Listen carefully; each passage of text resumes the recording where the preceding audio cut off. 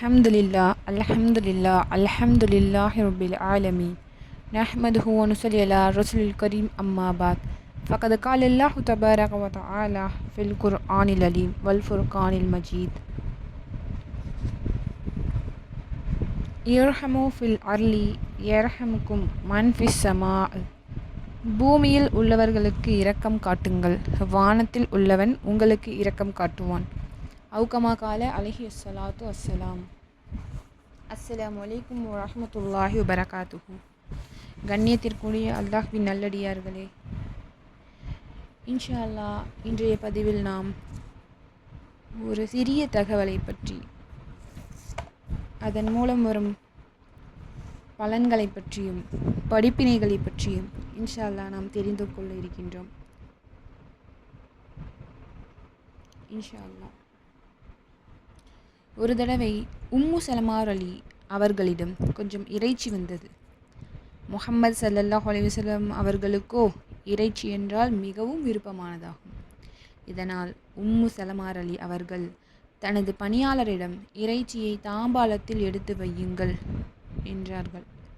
இதேபோல் பணியாளரும் இறைச்சியை பத்திரமாக எடுத்து வைத்து விட்டார். இந்த நேரத்தில் யாசகம் கேட்பவர் வீட்டின் வாசற்படியில் வந்து, அல்லாஹு தாலா பரக்கத் செய்வானாக, அல்லாஹுவின் பெயரால் ஏதாகிலும் கொடுங்கள் என சப்தமிட்டு கேட்டார். வீட்டிலிருந்து பதில் வந்தது, அல்லாஹு தாலா உனக்கும் பரக்கத் செய்வானாக என பதில் வந்தது. இந்த பதிலின் மூலம் வீட்டில் தருவதற்கு எந்த பொருளுமே இல்லை என சொல்லுவதாகும். எனவே யாசகம் கேட்பவர் சென்று விட்டார். இந்த நிலையில் முஹம்மது ஸல்லல்லாஹு அலைஹி வஸல்லம் அவர்கள் வீட்டிற்கு வந்தார். உம்மு சலமா ரலியல்லாஹு அவர்களிடம், உங்களது வீட்டில் சாப்பிடுவதற்கு ஏதாகிலும் இருக்கின்றதா என நபி அவர்கள் கேட்டார்கள். அதற்கு அவர்கள் ஆம் இருக்கிறது என்றார்கள். தனது பணியாளரிடம் அந்த இறைச்சியை எடுத்து வாருங் என பணிந்தார்கள். அவர்கள் எடுத்து சென்றபோது அங்கு தாம்பாளத்தில் இறைச்சி இல்லை. அதற்கு பதிலாக வெள்ளையான கற்களின் சில துண்டுகள் மட்டுமே இருந்தன.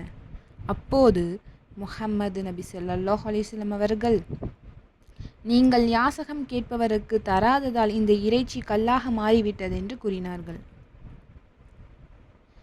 ஆகையால் நபி அவர்களின் கண்களுக்கு மட்டுமே இது தெரியக்கூடியது. ஏனென்றால் நபி அவர்கள் அல்லாஹுவிற்கு மிகவும் நெருக்கமானவர்களாகவும் அல்லாஹுடைய ரஹ்மத்தும் பரக்கத்தும் பொருந்தியவர்களாகவும் இருப்பதால் அவர்களுடைய கண் பார்வைக்கு அது கல்லாக தெரிந்திருக்கிறது. இன்னொரு ஹதீஸில் கூறப்பட்டுள்ளது, அல் எது உல்யா ஹைரும் மின எது சுஃப்லா. உயர்ந்த கையாகிறது தாழ்ந்த கையை விட சிறந்தது என்று நபி அவர்கள் கூறியிருக்கிறார்கள்.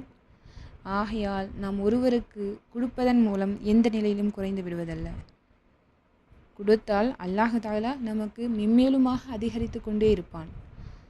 ஆகையால் நாம் இந்த ஹதீஸின் மூலமாக நாம் என்ன தெரிந்து கொண்டோம் என்றால், நம்மளிடம் யாசகம் கேட்பவருக்கு நம்மால் முடிந்ததை, நம்மிடம் இருப்பதை கொடுத்து விட வேண்டும்.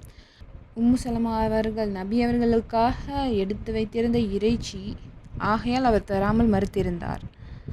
அதை தர வேண்டும் என்பதற்காக, தந்திருக்க வேண்டும் என்பதாக நபி அவர்கள் கூறியிருந்தார்கள். எனக்காக இருந்தால் என்றாலும் அல்லாஹ்வின் பெயரால் உன்னிடம் யாரேனும் கேட்டால் அதை கொடுத்து இருக்க வேண்டும் அல்லவா என்று கேட்டிருக்கிறார். இதில் நாம் என்ன விளங்கிக் கொள்ள வேண்டும் என்றால், நம்மிடம் யாரேனும் கையேந்தி இதை கேட்டால் அல்லாஹ்வின் பெயரால் கொடுத்து விடுங்கள். இன்ஷா அல்லாஹ், அல்லாஹ் அதை உங்களுக்கு அதிகமாக பரக்கத் செய்வான், பன்மடங்காக ஒன்றை தருவான். இன்ஷா அல்லாஹ். சொன்னதின்படி நாமும் கேட்டதின்படி நீங்களும் அமல் செய்ய வல்ல அல்லாஹ் கிருபை செய்வானாக. வாஹிரு தஅவானா அனில் ஹம்துலில்லாஹி ரப்பில் ஆலமீன். அஸ்ஸலாமு அலைக்கும் வரஹ்மத்துல்லாஹி வபரகாத்துஹு.